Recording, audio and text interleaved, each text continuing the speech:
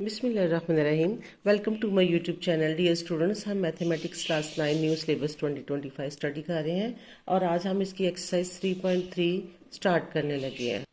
Exercise को start करने से पहले हम इसके थोड़ा सा बेसिक कंसेप्ट जो है वो समझते हैं ताकि हमें एक्सरसाइज को समझने में आसानी रहे। स्टूडेंट्स, इसमें हमने बाइनरी रिलेशंस का जो है वो स्टडी करना है। बाइनरी रिलेशंस क्या है कि किसी दो चीज़ों के दरमियान तल्लक को बाइनरी कहते हैं, रिलेशन कहते हैं, बाइनरी तल्लक कहते हैं। और आम रियल लाइफ में आमतौर पे जैसे हस्बैंड वाइफ का तल्लक है, टीचर स्टूडेंट्स का तल्लक है, फादर और सिस्टर का तल्लक है, मदर और सिस्टर का तल्लक है। तो इस तरह दो चीज़ों के दरमियान जो रिलेशन है उसको हम कहते हैं बाइनरी। इस तरह कंप्यूटर में भी आमतौर पे बाइनरी सिस्टम जो है वो चल रहा है, वो 0 और 1 जो है उसी से कंप्यूटर जो है वो सिस्टम ऑपरेट हो रहा है। तो यहाँ पे हमें समझना है कि बाइनरी का मतलब भी दो है, रिलेशन का मतलब होता है तल्लक। तो यहाँ पे चूंकि मैथ में हम पढ़ रहे हैं रियल नंबर्स को, तो यहाँ पे हमारे पास रियल नंबर्स में दो नंबर्स का तल्लक जो है उसमें स्केयर्स का हो सकता है। 5 और 5 के स्केयर का, ये देखिए मैंने लिखा है 5 और 5 के स्केयर का तल्लक है। इस तरह इक्वल्स का तल्लक है, दो चीज़ों जो इक्वल हो उनका आपस में रिलेशन। स्केयर रूट्स का आपस में रिलेशन हो सकता है। 2 एंड 4 का जो स्केयर रूट है वो 2 है। तो हम इस बाइनरी रिलेशंस को हम एक सेट की फॉर्म में लिखेंगे, जैसे 2 4 25 5। ये हमारे पास बाइनरी रिलेशन है। पहला जो है वो इसको x है, दूसरा y है। एक और लिखते हैं 1 2 7 10, ये भी एक बाइनरी रिलेशन है। एक f इज इक्वल टू 7 8 9 10 का है, 11 और 12 का है, ये आपस में रिलेशन है। तो स्टूडेंट्स, ये r स्मॉल r f जो है ये हमने अपने से नाम इनको दिए हुए हैं, तो फर्जी नाम होते हैं ये। तो आर से मैंने यहाँ पे रिलेशन को शो कर रहा है, रिलेशन यानी आर। तो बाज़ दफ़ा हम उसको स्मॉल आर से भी लिख लेते हैं, बाज़ दफ़ा एफ से भी कंसिडर करते हैं। तो ये रिलेशंस का इसका मतलब है रिलेशन है, कोई नाम दिए, जैसे हम सेट को देते हैं ए, कैपिटल ए का नाम, बी का नाम। इस तरह रिलेशंस को हम भी किसी सेट को, चूँकि ये ज़ाहिर करना है, तो इसी किसी ना किसी अल्फ़ाबेट्स जो इंग्लिश के हैं उनसे हम इनको लिखते हैं। अब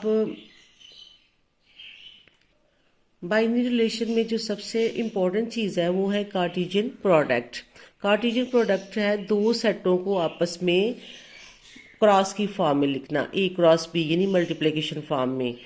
ए cross B set of all order pairs X Y, order pair जो है वो एक्स वाई सपोज करें, वेयर एक्स जो है फर्स्ट एलिमेंट वो है ए का और सेकंड एलिमेंट वाई उसको जो लिखा है वो है बी का।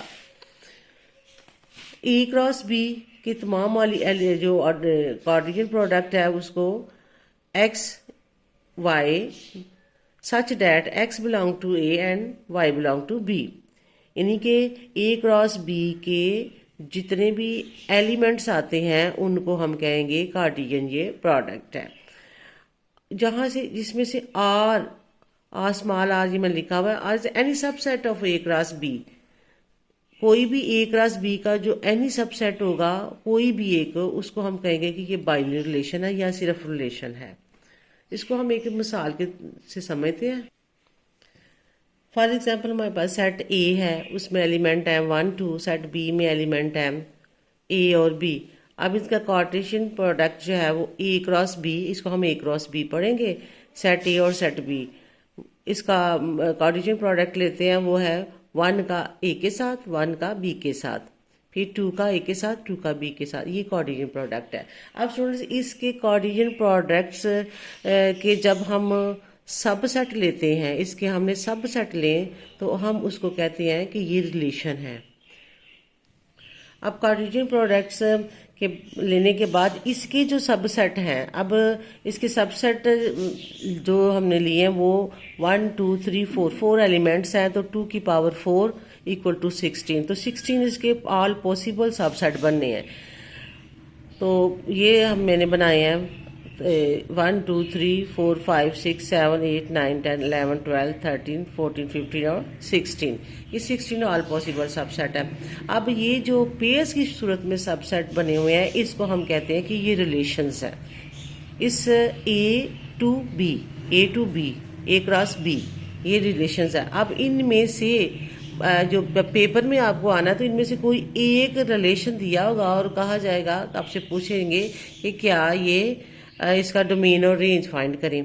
तो डोमेन और रेंज फर्स्ट करें, मैंने ये रिलेशन एक ले लिया इनमें से 1b 2a 2b, ये वाला रिलेशन जो है मैंने उनमें से एक ले लिया, r उसको नाम दिया। अब इसमें से कहें कि अगर डोमेन क्या है तो डोमेन इसकी फर्स्ट एलिमेंट है 1 2 2, ये दो दफ़ा रिपीट हो रहा है, उसको वन टाइम पे लिखना है, तो डोमेन जो है वो 1 2 है। इसी तरह रेंज क्या है, रेंज सेकंड एलिमेंट इसका होता है b, तो इसको भी हमने बी दो दफ़ा रिपीट हो रहा है, वन टाइम लिखेंगे ए और बी। फर्स्ट एलिमेंट डोमेन कहलाता है और सेकंड एलिमेंट को कहते हैं रेंज या कोडोमेन। कोडोमेन और रेंज एक ही नाम है, मतलब एक ही है। अब स्टूडेंट्स किसी भी सेट के हमारे पास ए क्रॉस बी कार्टेशियन प्रोडक्ट के बाद उसके कोई सबसेट दिया हो और उसको सबसेट्स को हमने ये चेक करना है कि ये वो जितने भी ऑल पॉसिबल सबसेट्स हैं, पहले तो वो हैं बाइनरी रिलेशन। अब बाइनरी रिलेशंस में कुछ तो फंक्शंस होंगे और कुछ जो बाइनरी रिलेशंस हैं उनको सिर्फ रिलेशंस कहेंगे। अब हम समझते हैं कि बाइनरी रिलेशंस में फंक्शन कौन से होते हैं और रिलेशन सिर्फ कौन से होते हैं। हम इसी एग्जाम्पल को लेते हैं। इसमें फंक्शंस के लिए तीन चीज़ें जो हैं वो फुलफिल होनी ज़रूरी हैं। नंबर 1, ये हमारे पास एक बाइनरी रिलेशन दिया हुआ है, हमने ये देखना है कि ये फंक्शन है कि नहीं। तो तीन चीज़ें हमने देखना है कि या क्या ये तीन रूल्स अप्लाई इस पे जो है वो हो रहे हैं, ये तीन फुलफिल कर रहा है। नंबर 1, इसका जो भी ये जो रिलेशन है ये इसका सबसेट होना चाहिए। तो ये देखिए इसका सबसेट है, f is a subset of a cross p, f is a subset of a cross p। ये हमारी फर्स्ट कंडीशन इसने फुलफिल कर दी। अब सेकंड कंडीशन इसकी वो ये है कि जो इसका डोमेन है, डोमेन ऑफ f, इसका जो ये है 1 2 है, ये 1 2 ये इस सेट a के इक्वल होना चाहिए। तो ये domain of f set a के इक्वल आ गया। दूसरी कंडीशन भी फुलफिल हो गई। तीसरी कंडीशन जो है वो ये है कि जो भी इसका फर्स्ट डोमेन है ये रिपीट ना हो रहा, यानी किसी भी पेयर में दो दफ़ा ना आ रहा हो। 1 इधर है और इसमें नहीं है, इसका मतलब है डोमेन 1 और 2 है, ये रिपीट नहीं हो रहे। अगर ये रिपीट नहीं हो रहे तो इसका मतलब ये है कि first element of no two pairs are equal नहीं है या रिपीट नहीं हो रहे। So f is a function. तो हम कहेंगे कि ये जो है इसका जो बाइनरी रिलेशन, इसमें से हमने इसके सबसेट बना के इसके जो रिलेशन बनाए हुए थे उनमें से एक ये जो लिया है ये इसका सबसेट भी है, इसके जो डोमेन है ये सेट ए के इक्वल भी है और ये डोमेन रिपीट भी नहीं हो रहा, ये 2 टाइम भी नहीं आ रहा या 3 टाइम भी नहीं आ रहा, वो ओनली 1 टाइम आ रहा है। इसका मतलब है कि तीनों कंडीशंस फुलफिल हो रही हैं, तो लिहाजा ये f जो है वो f इज़ अ फंक्शन। और ये फंक्शन क्या है, a टू बी, यानी a क्रॉस b है तो a टू b, अगर यहाँ b क्रॉस a होता तो b टू a कहना था। अब हम एक और रिलेशन लेते हैं, इसी के जो कार्टेशियन प्रोडक्ट्स में इसके जो ऑल पॉसिबल जो इसके रिलेशंस हमने बनाए हैं, सबसेट यानी सबसेट जिसको हम रिलेशन कहते हैं वो बनाए हैं। उनमें से हम पहले मैंने इसको चेक किया, अब मैं ये ले लेती हूँ, इसको लेके हम देखते हैं क्या ये रिलेशन है या फंक्शन है। तो स्टूडेंट्स इसमें देखिए फर्स्ट जो है इसका 1 2 2 1 2 2, ये इसकी दूसरी कंडीशन जो है ये फुलफिल नहीं हो रही क्योंकि ये दो दफ़ा आ रहा है, 2 टाइम्स आ रहा है। तो ये इक्वल नहीं होना चाहिए, जिसका डोमेन का एलिमेंट्स है ना वो इक्वल नहीं होना चाहिए। इसका मतलब ये कंडीशन फुलफिल नहीं हो रही, ये 1 टाइम होना चाहिए, यहाँ पे भी 2 है यहाँ पे भी 2 है। इसका मतलब है कि ये हमारे पास कंडीशन उसकी फुलफिल नहीं कर रहा फंक्शंस की, लिहाजा ये फंक्शन नहीं है। अगर फंक्शन नहीं है तो फिर क्या है, ये रिलेशन है। या तो वो बाइनरी रिलेशन फंक्शन होगा या और फंक्शन नहीं है तो फिर रिलेशन है। अगर हमारे पास कोई बाइनरी रिलेशन सिर्फ रिलेशन है तो फिर वो आगे उसको हमने स्टडी नहीं करना, ना उसकी कोई काइंड्स हैं। उसके बाद अगर कोई बाइनरी रिलेशन हमारे पास फंक्शन है तो फिर उस फंक्शंस को हमने स्टडी मज़ीद करना है, उसकी कि कौन सा फंक्शन है, इसकी कौन सी काइंड है, ये हम इसकी स्टडी करेंगे। इसकी 4 किस्में हैं। बाइन फंक्शंस की 4 काइंड्स हैं। 1 to 1 फंक्शन है, इनटू फंक्शन है, ऑन टू फंक्शन है और बाइजेक्टिव फंक्शंस हैं। 4 किस्में हैं इसकी। इसको अब हम स्टडी करते हैं। Number 1, into function. Into functions के लिए है, अगर ये हमारे पास कोई फंक्शन है, क्वेश्चन में दिया कि ये एक फंक्शन है, यानी फिर इसे मानना पड़ेगा कि ये फंक्शन है। अब ये देखना है कि ये कौन सी किस्म है। इसका हमें देखना है कि इसकी जो 1 से 2 के साथ मैपिंग हो रही है, 1 का 2 के साथ, 1 का 2 के साथ, फिर 3 का 4 के साथ, 3 का 4 के साथ मैपिंग है। ये सेट ए है, ये सेट बी है। तो 5 का 6 के साथ, 5 और 6 के साथ। अब स्टूडेंट देखें, ये हमारे पास कोई बी वाला जो सेट है, इसकी मैपिंग किसी ए के साथ ही है, यानी इसका तल्लक किसी ए के एक एलिमेंट के साथ है और बच भी गया एक एलिमेंट इसका सेट का बच भी गया। जब बच भी जाए और किसी बी के सेट का तल्लक किसी ए सेट के एक के साथ ही हो, तो ये हमारे पास यहाँ ये किसी एक सेट का तल्लक हो इसका, तो ये हमारे पास इनटू फंक्शन है। इस फंक्शन को हम कहेंगे ये इनटू फंक्शन है। नेक्स्ट है हमारे पास onto function. Onto function के लिए सपोज करें एक सेट ए है, उसमें एलिमेंट है 1 2 3, बी एलिमेंट है, उसमें ए और बी है, और जो गिवन हमें दिया हुआ है फंक्शंस, वो ये कि कौन सा फंक्शन है, उसको हमारे पास है वो फंक्शन है 1 की मैपिंग है ए के साथ, फिर 2 की मैपिंग है बी के ए के साथ, 2 की भी ए के साथ मैपिंग है, और 3 की मैपिंग है बी के साथ। ये अब यहाँ पे देखें स्टूडेंट्स कि यहाँ पे हमारे पास जो बी के सेट के मेंबर थोड़े हैं, उनकी डबलिंग मैपिंग हो रही है इसके साथ, यानी तल्लक हो रहा है, यानी ए का 1 के साथ भी हो रहा है, ए का 2 के साथ भी हो रहा है, और कोई यहाँ पे एलिमेंट बच भी नहीं रहा। इसकी तो इसकी एग्जांपल सादी सी है कि एक रूम में जो है वो 5 बेंच पड़े हुए हैं और 10 स्टूडेंट्स जो हैं वो आ जाते हैं, या 7 स्टूडेंट्स आ जाते हैं उस रूम में बैठना है उन्होंने, तो उन 5 बेंचों पे बैठेंगे तो वो सब स्टूडेंट ने बेंचेस पे बैठना, तो इसका मतलब है 5 के ऊपर अगर फर्ज कर 10 स्टूडेंट आते हैं तो एक बेंच पे 2 स्टूडेंट बैठ जाएंगे, या अगर 5 बेंच है और 7 स्टूडेंट आते हैं तो फिर भी एक बेंच पे डबल स्टूडेंट्स भी बैठ सकते हैं। तो इसका मतलब है ओवर हो जाते हैं, यानी कि जैसे बैठने की सीट्स कम है तो ज़्यादा लोग आ गए। इसकी आम रोज़मर्रा ज़िंदगी में एग्जांपल ये है। वैसे यह है कि एक एलिमेंट्स का यहाँ की जो सेट है उसके इस एलिमेंट्स की डबलिंग भी मैपिंग होगी और यहाँ कोई एलिमेंट बचे भी ना, तो वो हमारे पास फंक्शन होता है ऑन टू फंक्शन। नेक्स्ट इसकी काइंड है 1 to 1 फंक्शन।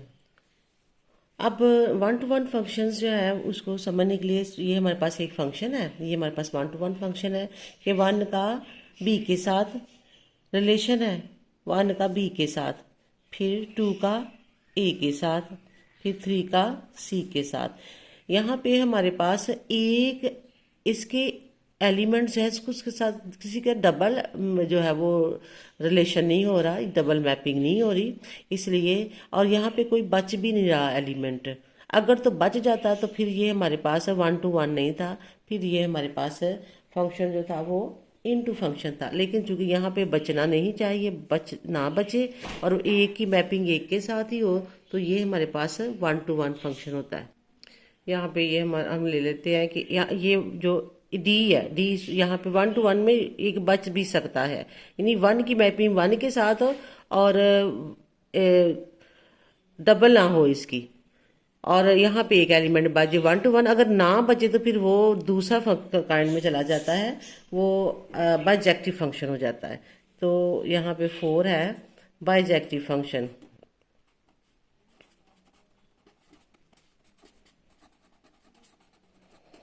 बाइजेक्टिव फंक्शन यही सेट अगर हम ले लेते हैं, हमारे पास ए सेट है 1 2 3 और बी सेट है हमारे पास ए बी और सी। यहाँ पे हमारे पास 1 की ए के साथ, 2 की बी के साथ, 3 की सी के साथ, ये मैपिंग हमारे पास 1 to 1 भी हो और यहाँ पे कोई एलिमेंट बचे भी ना। अगर एलिमेंट बच जाता है तो वो 1 to 1 हो जाएगा, अगर नहीं बचता तो फिर वो बाइजेक्टिव फंक्शन हो जाता है।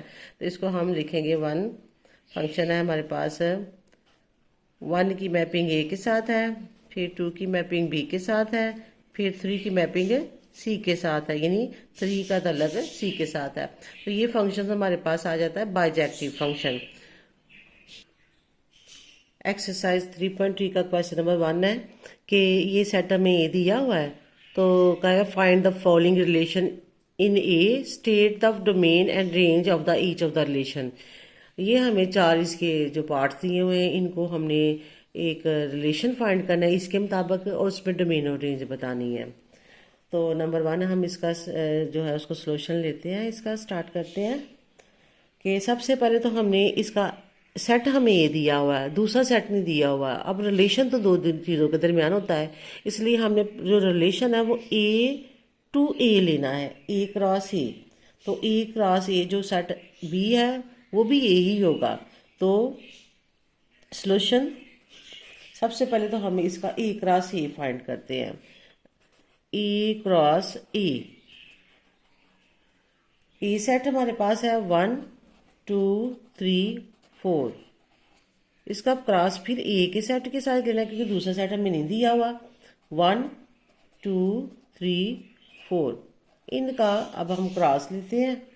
तो ये हमारे पास इसके ये जो हमने इसकी कार्टेशियन प्रोडक्ट है, ये हमने ये फाइंड कर लिया है कि 1 का 1 के साथ, फिर 1 का 2 के साथ, 1 का 3 के साथ, 1 का 4 के साथ, फिर 2 का 2 1 के साथ, फिर 2 का 2 के साथ, 2 का 3 के पास साथ, 2 का 4 के साथ, 3 का 1 के साथ, फिर 2 के साथ, फिर 3 के साथ, फिर 4 के साथ। इस तरह 4 का 1 के साथ और 4 का 2 के साथ, 4 का 3 के साथ और 4 का 4 के साथ। ये हमारे पास बनेंगे टोटल 16।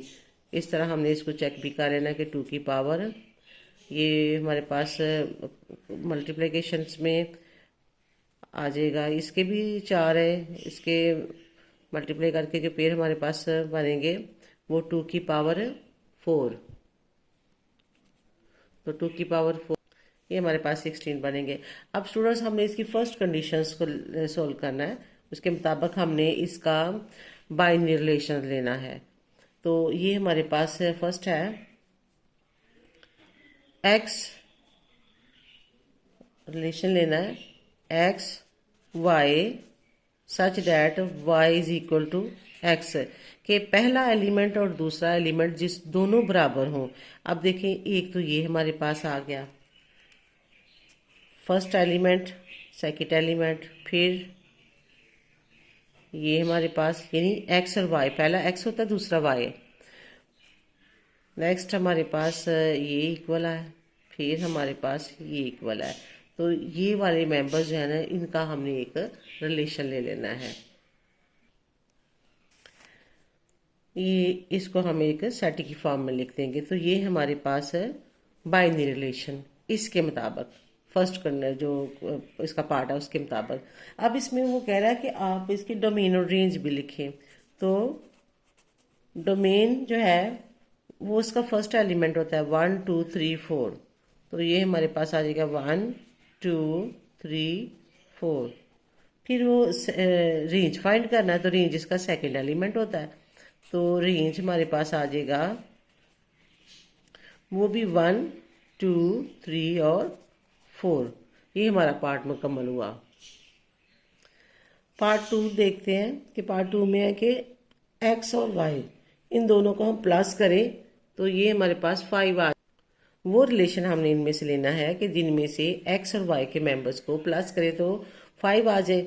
अब इसमें हम देखते हैं कि हमारे पास एक तो ये वाला है, इनको प्लस करें, ये पेयर हो जाएगा, दूसरा ये वाला पेयर हो जाएगा, तीसरा हमारे पास नेक्स्ट ये वाला है, ये हमारे पास एक ये है कि इनको प्लस करें तो 5 आ जाए। अब देखें 1 और 4 को प्लस किया 5, 2 और 3 को प्लस किया 5, 3 2 को प्लस किया 5, 5 4 1 को प्लस किया, तो ये वाला हमारे पास रिलेशन आ जाएगा। लिहाजा हमारे पास जो रिलेशन है वो है 1 4 2 3 3 2 4 1। अब स्टूडेंट्स कह रहे हैं कि इसके डोमेन और रेंज भी फाइंड करना है, तो डोमेन हम इसका फाइंड करते हैं। डोमेन जो होता है फर्स्ट एलिमेंट होते हैं इनके, तो 1 2 3 4, 1 2 3 4।